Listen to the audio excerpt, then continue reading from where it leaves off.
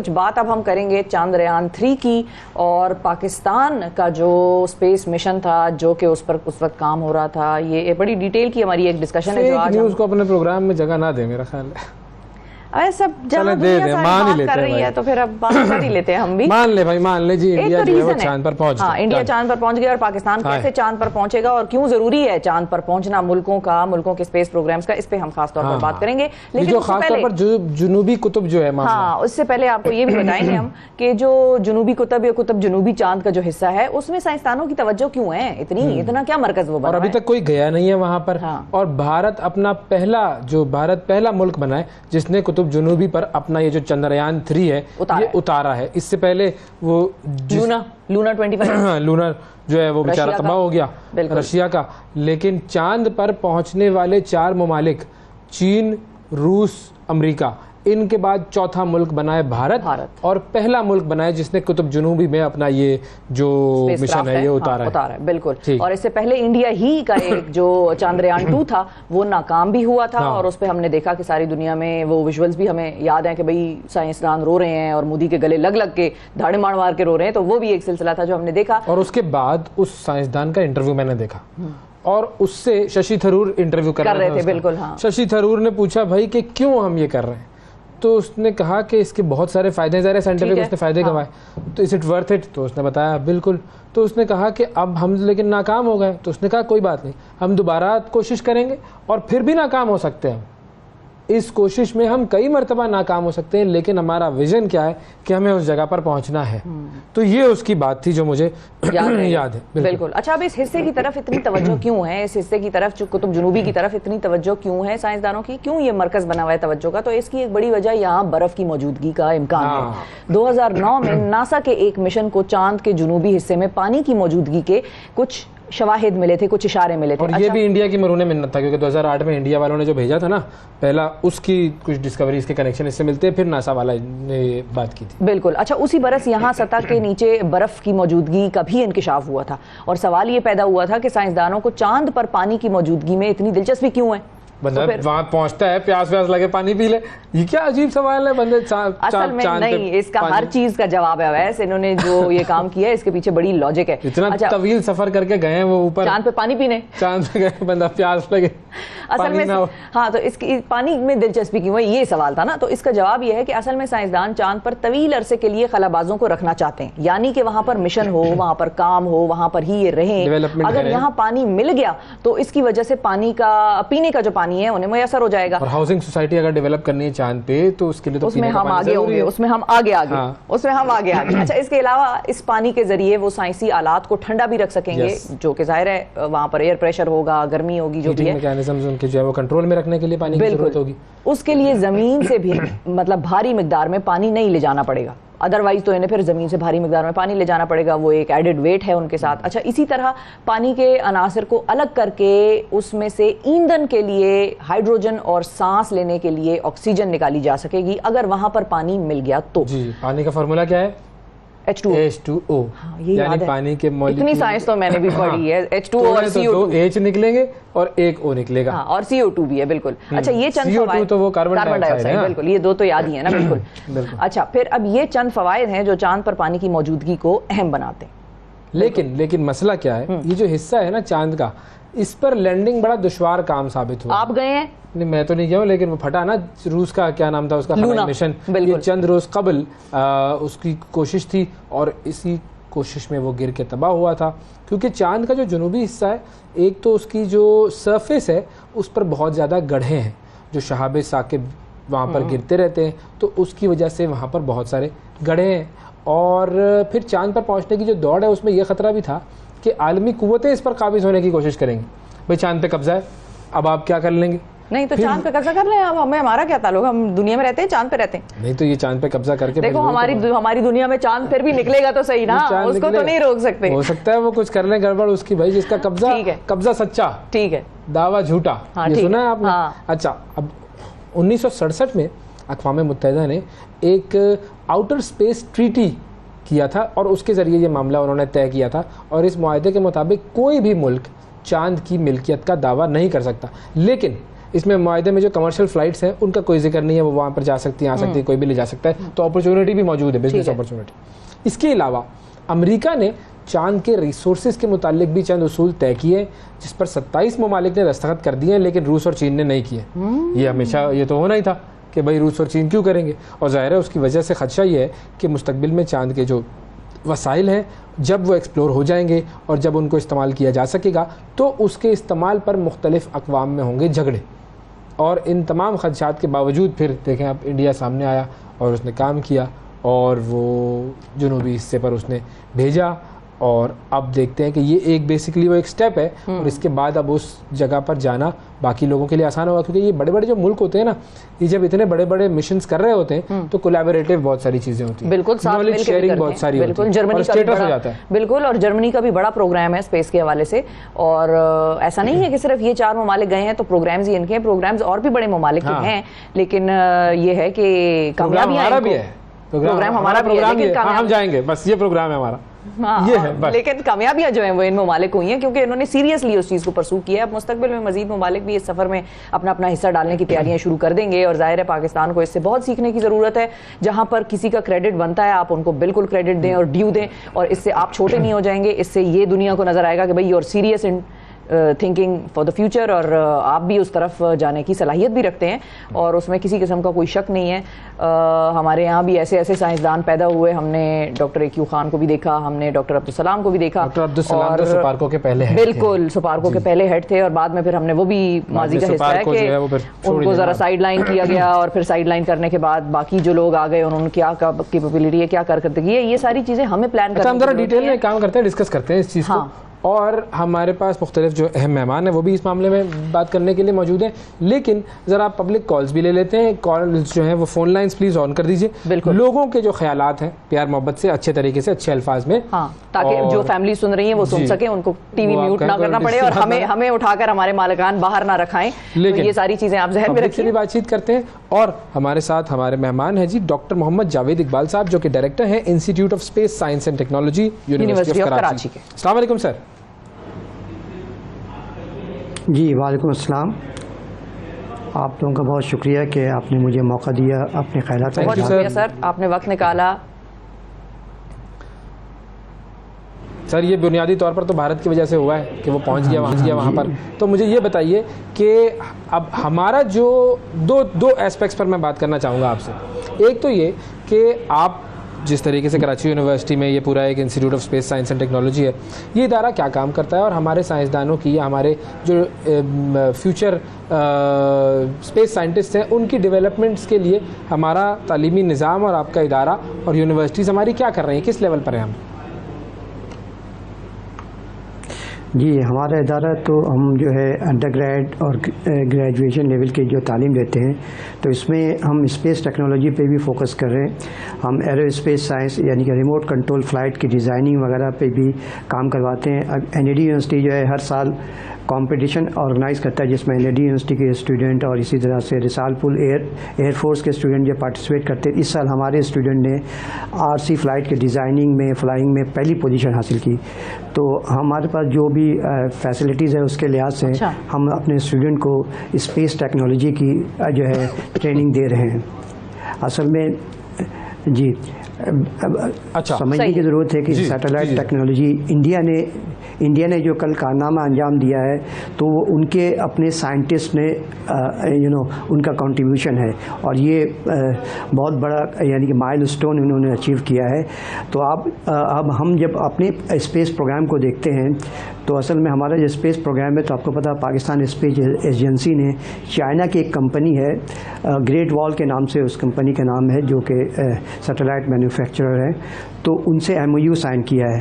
तो बहरकैफ हमने चाइना की कंपनी की मदद से पाकिस्तान स्पेस एजेंसी ने जो है कम्युनिकेशन सैटेलाइट्स, हाल ही में 2019 में रिमोट सेंसिंग सैटेलाइट, जो कि बहुत इंपॉर्टेंट होता है, जो लो एल्टीट्यूड पे यानी 500 किलोमीटर की हाइट पे होता है, तो ये बहुत ही इंपॉर्टेंट होता है, यानी कि आपके यानी कि पाकिस्तान में क्या हो रहा है इसके बारे में हमारे पास इंफॉर्मेशन, इसी तरह से इसमें को डिफेंस पर्पस के लिए भी यूज़ किया है। तो हम काम तो कर रहे हैं, लेकिन बुनियादी फ़र्क क्या है, हमने पाकिस्तान की जो स्पेस टेक्नोलॉजी है दूसरों पे डिपेंडेंट है, जबकि जो इंडिया ने जो कल कारनामा अंजाम दिया ये टोटली आप कहेंगे इंडिया का स्पेस साइंस का प्रोग्राम कामयाब हुआ है। तो ये बुनियादी फ़र्क है। अच्छा, ये बहुत बड़ा फ़र्क है। इसमें आप याद रखिएगा कि कोई भी कंपनी या कंट्री जो है ना टेक्नोलॉजी कभी भी आपको ट्रांसफ़र नहीं करेंगे, आप खुद कफील नहीं हो सकते। जैसा कि आप देख सकते हैं, वैसे तो जापानीज़ ऑटोमोबाइल जो कंपनीज़ हैं यहाँ पर उन्होंने प्लांट भी लगाया है, लेकिन अभी तक वो क्या करते हैं, असेंबल करते हैं। तो हमारे जो हालांकि बहुत सारे इंजीनियर्स काम भी करते हैं इनके कंपनीज़ में, लेकिन अभी तक हम अगर कहा जाए कि पाकिस्तान इंजीनियर जो है एक कार का इंजन बना ले तो नहीं बना सकेंगे। मेरे अब्दुल कदीर साहब से एक मरतबा मुलाकात हुई थी, हमने एक कॉन्फ्रेंस में बुलाया था, तो उन्होंने बड़ी अच्छी बात कही थी। जब पाकिस्तान ये स्पेस एजेंसी ने ये जो चाइना की कंपनी से कॉन्ट्रैक्ट किया, उससे पहले जनरल मुशर्रफ का दौर था, तो कदीर साहब ने कहा, मैंने जनरल मुशर्रफ से कहा था कि आप हमें दे दें या हम इसको बना के देंगे। उसकी वजह समझ ली क्यों उन्होंने कहा था कि आपको मालूम है कि पाकिस्तान ने, कदीर साहब ने एटम बम तो बनाया, लेकिन साथ में एटम बम के लिए हमने मिसाइल टेक्नोलॉजी एक्वायर की। तो मिसाइल टेक्नोलॉजी पाकिस्तान का अपना एक टेक्नोलॉजी है, हम काफ़ी आगे बढ़ गए हैं। तो असल में ये सैटेलाइट जो होता है ना, सैटेलाइट का समझ लीजिए इंजन जो होता है ना, वो रॉकेट होता है। उसके दो हिस्से होते हैं जो भी सैटेलाइट होते हैं, एक तो प्रोपल्जन होता है जिसको हम रॉकेट कहते हैं, और दूसरा पेलोड होता है जो कि हम बाद में लैंडिंग करते हैं। जैसे ये जो विक्रम लैंडर है, ये एक पेलोड था इसने। तो हमें वो साइंटिस्ट को इन्वॉल्व करना चाहिए जो हमारे मिसाइल टेक्नोलॉजी में काम कर रहे हैं, और कुछ हमें स्पेस एजेंसी से भी। तो वो कदीर साहब मरहूम ने मुझसे कहा कि हुकूमत की तरफ से उनको ये रिस्पॉन्स आया कि नहीं, ये तो इस पाकिस्तानी स्पेस एजेंसी जो है उसकी जिम्मेदारी है, उनका डोमेन है, तो इसलिए हमने उनको दिया। तो बहरकैफ लेकिन हम जो काम कर रहे हैं, हमको मैं यानी कि आपको कह सकता हूँ 50 साल भी हो जाए, तो अगर इस तरह का हम दूसरी कंट्री से मिल के काम करेंगे वो तो करें, लेकिन हमारी साइंटिस्ट की एक टीम होनी चाहिए जो खुद अपना ये प्रोजेक्ट जो है बनाए और मैन्युफैक्चरिंग करे। आपके ख्याल में क्यों नहीं बन सकी? मतलब क्या खदशात होते हैं? हमारे अपने मुख्तलिफ इदारों के लोग, जाहिर है जिसमें साइंस भी हो, जिसमें सीनियर्स हों, जूनियर्स हों, डॉक्टर समार मुबारक साहब हमारे साथ हैं, मतलब इदारों का क्या प्रॉब्लम क्या है कि हम अपने स्पेस प्रोग्राम को क्यों नहीं उस तरह से जो आप बात कर रहे हैं वो क्यों नहीं हो पाया? नहीं, हमने बहुत पहले 10 साल या 15 साल पहले हमने पाकिस्तान ने आपको पता होगा कि हमने एक सैटेलाइट लॉन्च किया था, लेकिन वो लॉन्च के बाद ही गायब हो गया, पता ही नहीं चला था कहाँ चला गया। तो शायद हम उससे नर्वस हो गए। हमने जो हमारा इंडिजिनसली जो हमें प्रोड्यूस करना चाहिए था, हम रिसर्च किया, तो वो हमने फिर शॉर्टकट निकाला। हमने वो भी ज़रूरी, ये फॉर द टाइम बीइंग ये तो आप चलते रहें, तो आपको सैटेलाइट टेक्नोलॉजी चाहिए, क्योंकि आजकल जो पूरा आपको पता है कि सारी चीज़ें जो है ना सैटेलाइट टेक्नोलॉजी के बेस पे है। तो असल में अभी भी हमने रिमोट सेंसिंग सैटेलाइट भेज दिया, तो सवाल ये होता है कि उससे हम कितने कमर्शियल प्रोडक्ट बना रहे हैं, क्योंकि जैसे नासा के जैसे सैटेलाइट्स होते हैं ना, तो आपने देखा गूगल मैप उन्होंने बनाया, इसी तरह से ये गूगल मैप होता है, तो ये जो मुख्तलिफ ये करीम है, ऊबर है के सर्विसेज में यूज़ होता है, तो वो उनको पे करते हैं। तो मैंने एक मतलब HEC के कमेटी में था, जो कि रिमोट सेंसिंग सैटेलाइट की कमेटी है, तो मैंने उनको कहा भी हमें नासा के से सीखना चाहिए, तो हम भी अपना रिमोट सेंसिंग सैटेलाइट तो भेज दिया, तो हमारे पास डेटा तो मौजूद है, तो इसको कमर्शियल पर्पस के लिए यूज़ करें। लेकिन असल में एक तो मैंने ऐसा कहा कि पाकिस्तानी चाइना की कंपनी से कर रहा, चले करें, लेकिन आपको पता है इसके लिए पे करना पड़ता है, यानी मिलियंस ऑफ डॉलर आपको कंपनी को पे करना, हो सकता है ये बिलियंस में चला जाए। ये मिशन, ये स्पेस मिशन बहुत यानी कि कॉस्टली होते हैं, दूसरे कंट्री से करेंगे। ये जो हमने मतलब वो नर्वस हो गए, ये वही पहला वाला गायब हो गया, खैर है, तो कोई बात नहीं है। तो इस तरह के मामला तो होते रहते हैं। जो दूसरा जिसकी आप बात कर रहे हैं 2019 वाला, ये तो हमने यूज्ड खरीदा था ना अमेरिका से। नहीं, ये हमने चाइना के मदद से, चाइना जो कंपनी है वो हमारा पाकिस्तान का रिमोट सेंसिंग सैटेलाइट है जो हमने भेजा है, लेकिन उसमें कंट्रीब्यूशन जो है ज़्यादा चाइनीज़ कंपनीज़ का है, समझे? नहीं, ये भेजा है, बनाया किसने था ये? अब ये आप जाहिर सी बात है, अब दोनों का म्यूचुअली प्रोडक्ट है। अब किसका कितना कंट्रीब्यूशन है ये तो आपको पाकिस्तान स्पेस एजेंसी बता सकती है, लेकिन मेरे ख्याल से ज़्यादा कंट्रीब्यूशन शायद। अच्छा, हम क्यों नहीं बना सकते, ये ज़रा इस पर बात करते हैं। थोड़ी सी मैं आपसे ज़रा एक लम्हे की ज़रा इजाज़त चाहूँगा। हमारे कॉलर भी हमारे साथ हैं, अली साहब है जी। अस्सलाम वालेकुम। वालेकुम सलाम सर। जी अली साहब फरमाइए। सर मेरा सवाल इनसे ये था कि हमारा जो कौमी बजट होता है हर साल का, तो क्या हम लोगों के लिए भी इस तरह के एक्सपेरिमेंट के लिए कोई बजट अलॉट होता है या बजट ही नहीं होता कि हम भी इसके ऊपर कोई काम करें? ठीक है, रिसर्च एंड डेवलपमेंट। अच्छा, $75 मिलियन का बजट था जो कि चंद्रयान 3 का था। हाँ। $75 मिलियन में वो चांद पे पहुंच गए जी। $75 मिलियन 3 का सिर्फ ये जी, 3 का बिल्कुल बिल्कुल। अच्छा, तो सर हमारा जो बजट वगैरह कुछ होता है इस हवाले से? नहीं, बेल गैप जो हमारा जो आपको जैसे मैंने कहा ना कि हमारी जो स्पेस एजेंसी जो सुपार्को है, तो वो अभी तक तो जो डिफेंस के अंडर में आता है, जो आपके डिफेंस के अंडर में आता है, तो इनके खाते का बजट होता है। ऐसा नहीं कि हमारे यहाँ इसके लिए, जैसे मैंने कहा सुपार्को भी काम कर रही है सैटेलाइट टेक्नोलॉजी से, लेकिन वो हम जैसे मैंने बताया कि चाइनीज़ कंपनी की मदद से काम कर रही है।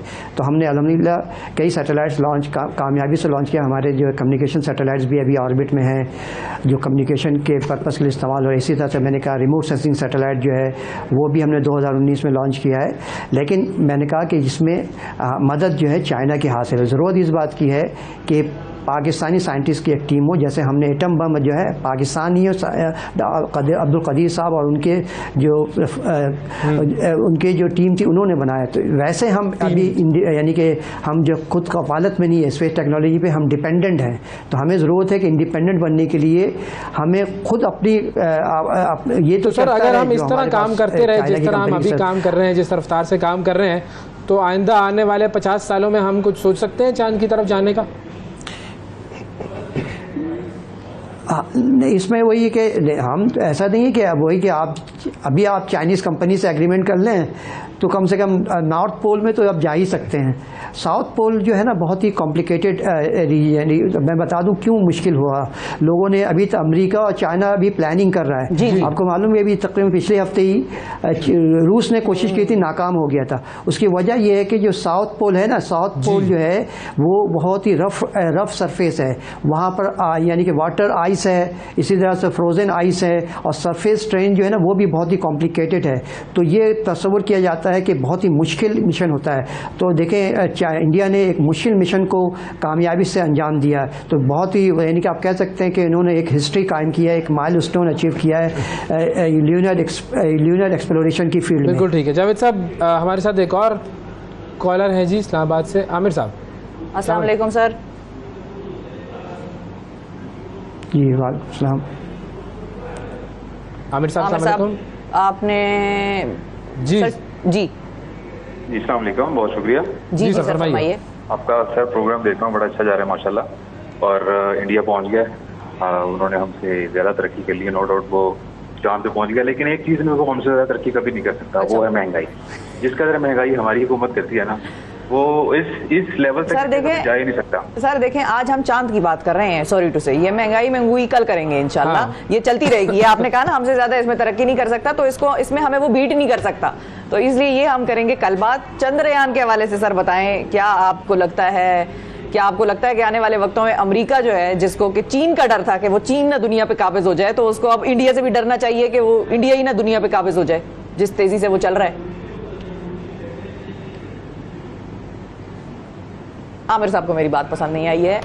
थैंक यू आमिर साहब। आमिर साहब इंटरेस्टेड महंगाई में ही थे, लेकिन देखें ये एक माइंडसेट है। आमिर साहब ने वैसे तो बात सही की है, हमें बीट नहीं कर सकता वो महंगाई में, लेकिन हम महंगाई छोटी छोटी आटे की बोरी, चीनी, दाल, घी, शक्कर इसी में अटके रह गए और वो चांद पे उतर गए।